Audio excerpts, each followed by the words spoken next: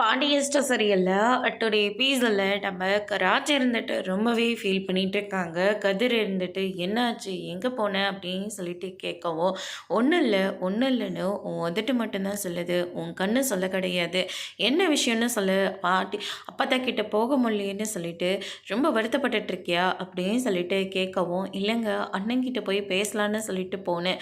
ஆனால் அண்ணன் இருந்துட்டு நீங்கள் இங்கே வரணும் தான் நான் ஆசைப்பட்டேனே தவிர மற்றபடி இந்த மேலத்தாளத்தோட நீங்கள் இப்படியெல்லாம் செய்வீங்கன்னு நான் கொஞ்சம் கூட எதிர்பார்க்கவே இல்லைன்னு சொல்லி அண்ணன் திட்டிட்டு போகுது அப்படின்ற மாதிரி வந்து சொல்லிடுறாங்க. நான் தான் சொன்னேனே அவன்லாம் திருந்தலை, சும்மா திருந்தின மாதிரி நடிச்சிட்டு இருக்கான், மற்றபடி அவன் திருந்தெல்லாம் கிடையாது அப்படின்னு சொல்லிட்டு நம்ம கதிர் வந்து சொல்லிடுறாங்க. இங்கே பாரு, நம்ம அம்மாச்சி கிட்ட போகிறோம், நம்ம வாங்கின கிஃப்ட்டை கொடுக்க போகிறோம், அப்படியே ஆசீர்வாதம் சொல்ல போகிறோம், அவங்கக்கிட்ட விஷ் பண்ணிட்டு வரோம், சரியா? நீ இதை பற்றியும் கவலைப்படாத அப்படின்ற மாதிரி வந்து சொல்லிடுறாங்க.